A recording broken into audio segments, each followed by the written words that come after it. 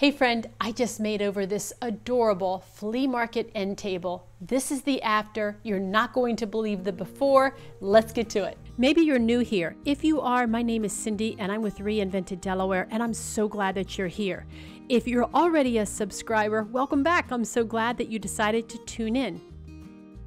I've teamed up with Dixie Belle and a couple of other YouTubers to show off their new colors in the Cottage Core collection. Dixie Belle thought this would be an amazing time to offer you a giveaway. Stay tuned to the end to hear the details. First step to any makeover is to clean it well. I use this TSP alternative called White Lightning and a microfiber cloth. You just spray it on and you wipe it off, and then you take a clean cloth and you wipe off any residue. It's important to clean the piece before you do any kind of scuff sanding, because the scuff sanding would actually work the oils and dirt into the wood, and you don't want to do that. While I was cleaning it and scuff sanding it, you see here I ran into a little mishap and I had to repair it. So that apron came off. I just had to run a bead of glue in that groove and put it back in and let it dry. Then I went on and I finished sanding it and I wiped away all of the dust that I created. The original finish on this table was pretty dark, so I grabbed my Dixie Belle Boss in gray and gave it 2 coats of this amazing primer. Now for the colors. I chose to use English Ivy and Weeping Willow, and I'm going to blend these colors together on the base of this adorable flea market flip Duncan Fife drum table. Duncan Fife was a Scottish man that came to America with his family and became a cabinet maker and furniture maker. The furniture that he made over had distinctive legs, just like you see here on this little end table. Now my piece is not an original, it is definitely a reproduction, but it is still a beautiful piece. To start the blending process on this table, I painted the darker color on the bottom section of the legs and then the lighter color on the top section of that base. And there in the middle, I'm going to start to blend the 2 colors together. I'm using my fine mist water bottle. This bottle, by the way, sprays out a wonderful fine mist of water, and it helps to keep your paint movable and flexible so that you can blend the colors together. This is the first time that I've tried this technique, so let's just see how it goes. I kept working back and forth, and I used 2 separate brushes, one for the lighter green, one for the darker green, and then I just kept mixing in between. And I think I even have an extra brush somewhere around there that was kind of empty of color that I could just use just for blending. I went back and forth, I wiped off the excess, back and forth, and it started to look the way I thought. I liked it, so I moved on to the next leg. As I moved on, I don't know, well, we'll just see what I come up with.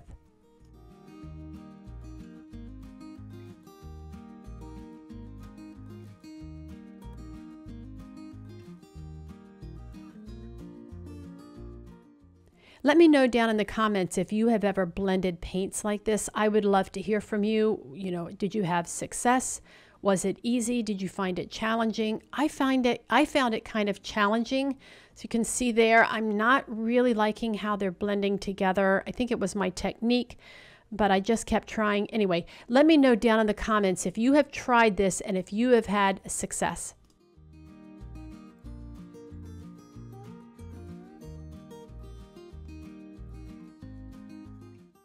At about this point in the process, I'd already done 2 legs. I wasn't really satisfied with how it looked, so I tested out something else. You can see there on the underside, I figured I could just paint over if I had to. I tried out a different little method. Let me show you how I did it.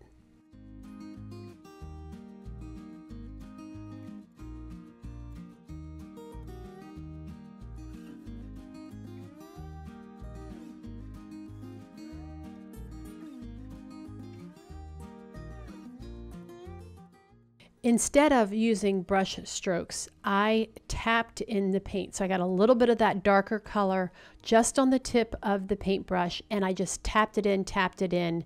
I didn't get a lot of paint. This is kind of like a method you would use for stenciling, only I'm not using a stencil, I'm just tapping it in. And then I grabbed the lighter color and I tap, until I got like this blended, gradiated look that I thought looked pretty good.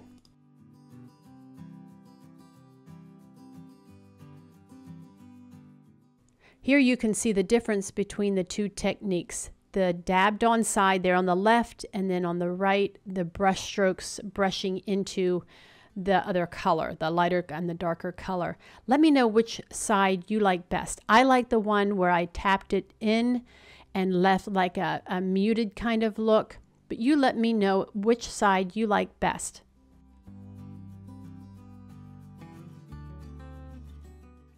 It's kind of obvious which side I liked best because I went ahead around the 3 legs and I did the same look on all 3 legs, on all the sides, on the 2 sides of each leg, and then on the top. I went all the way around, and I'm really satisfied with how it looks. I wrote a blog post about this project, and I'll link it down below because I want you to pop over there and see the still shots. But if you'll notice, as I'm moving the table around, the underside of the legs is still dark wood. And somebody commented over on my blog that they didn't like that look. And here's the thing, we all like something different, and that's fine. I like to leave the undersides of table legs or the underside of a table or the backside of a dresser. I don't like to paint those sections. I like to kind of leave it as an homage to the original finish, and I don't know, it's just a thing that I've done all along in furniture painting, and I still really kind of like it. Let me know what you think. Do you paint the underside of furniture, or do you leave that natural original finish?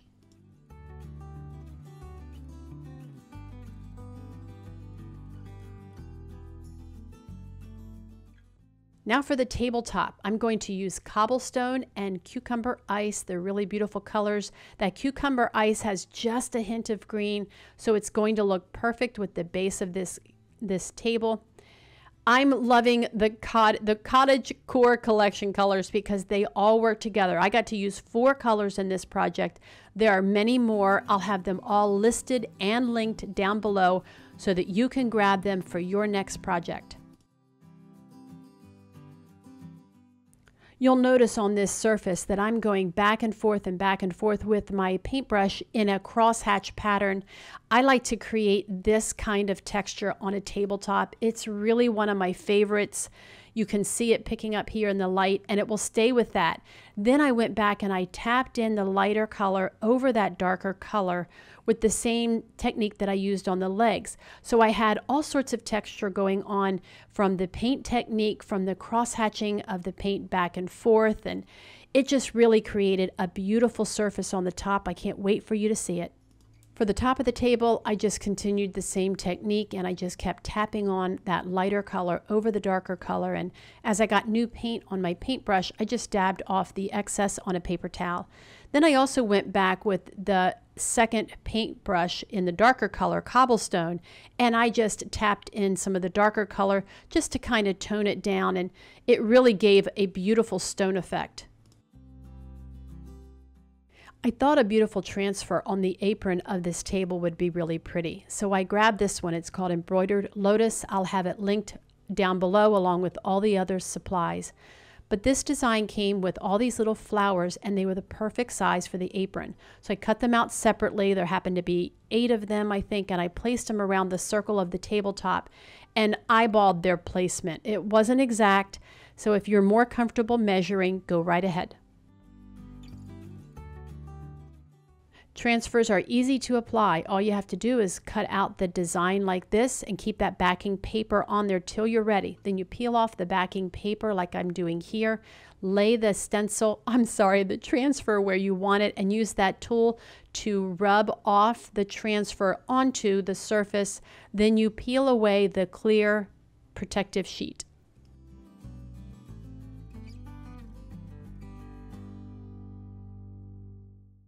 This design came with a lot of components, so I could cut all those components apart and place them exactly where I wanted them, and I didn't have to use all of them. I just used the ones that I thought looked best.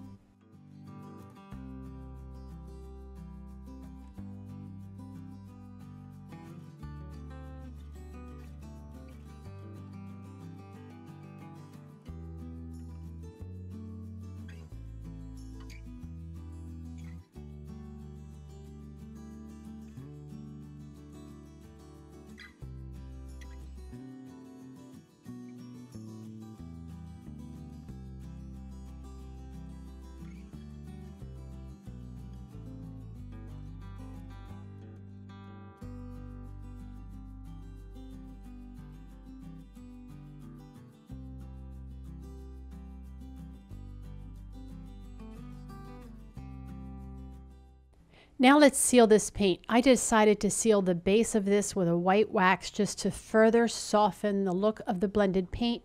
It's easy to apply. You just use that wax brush and brush it on, then use a lint-free cloth and wipe back the excess.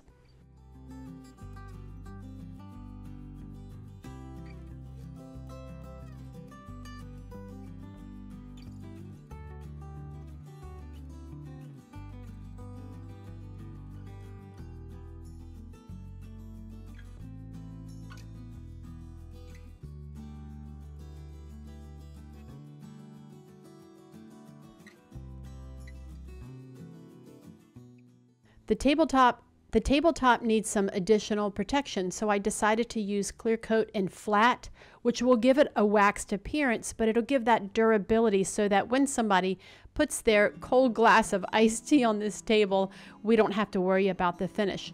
The first step is to smooth it out. So I used a fine grit sanding pad and smoothed it out all over, just even over top of those transfers, which kind of roughened them up a little bit, and I like that distressed look. And then once that was all done, I just wiped it off so that I could remove all the dust. I painted 2 coats of the clear coat over the surface all the way around the apron and then on the top, and I used the same crosshatch pattern for applying the clear coat. I was looking at those little metal feet on this Duncan Fife table and they were driving me crazy in green. So I grabbed the black gilding wax and applied a layer of that with a little artist brush. I wiped off the excess and I think it created the perfect look.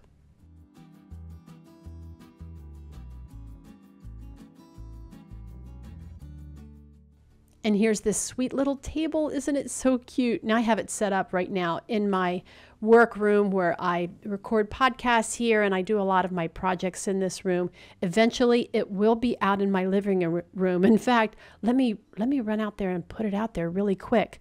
But in the meantime, you can see the close-up of that transfer and how beautiful it is, and that the surface on the tabletop, it just all looks so good.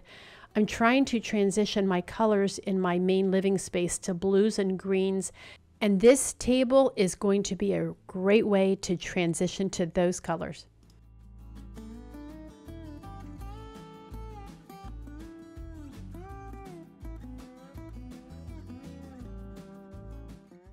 I would love to know your thoughts on this blending technique. Is this something that you would try? Have you tried to blend paint before? Have you tried it with this method before?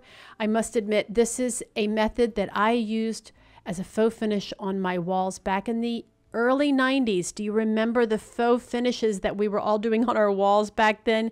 And that's where I got this tapping in of 2 colors of paint. I did it with wall paint. It worked even better with this chalk paint. I love the look, and I would love to hear from you if you enjoy it as well.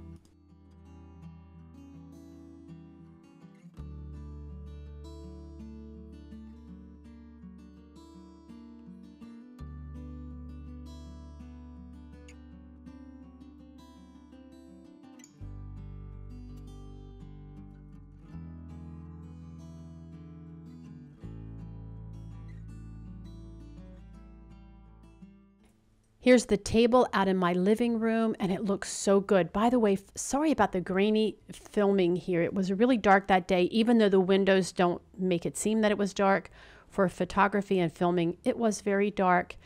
Anyway, this table is going to look perfect between this chair and its companion. Now, you might remember me reupholstering this chair. I'm going to link that playlist because I took you step by step through reupholstering a chair like this.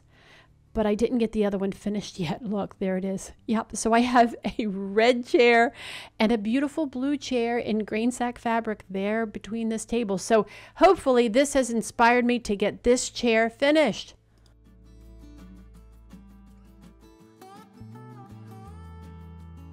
Wasn't that an easy project? If you enjoyed it, go ahead and click the subscribe button so you don't miss any of my tutorials, and go ahead and give it a thumbs up because then more people can see easy projects just like this one. Let's talk about this amazing giveaway that Dixie Belle has sponsored. It is for a $250 shopping spree on the Dixie Belle website Isn't that amazing? You can get all of the cottagecore colors that I've shown you today and more, and clear coats and paintbrushes and all sorts of goodies. Let me tell you how to enter. You're going to click the link down in my description. Now, to get to the description of this YouTube video, you just scroll down and you'll see it down there, and it'll say show more. You open it up and there's all sorts of information there for you, including a link to my blog post that has all of the details for this giveaway. It is worth it to go over to my blog and enter this giveaway. And when you get there, you'll be able to enter this giveaway through my links, but also through the links of 4 other bloggers. You'll see it. It'll all make sense once you get over there. So click that link, but you'll be able to join through my links and through their links for a total of, I don't know, 25 entries or some crazy number like that, so that you can win this amazing shopping spree giveaway. Along with that, 2 of my YouTube friends have also joined me for their projects here on YouTube. So you'll be able to see their videos and click the links that they will have in their description and enter that giveaway. There are so many opportunities to win this $250 shopping spree that Dixie Belle has offered to you. I hope you win. I'll have both of their videos linked down below. Thanks for watching, and I'll see you next time.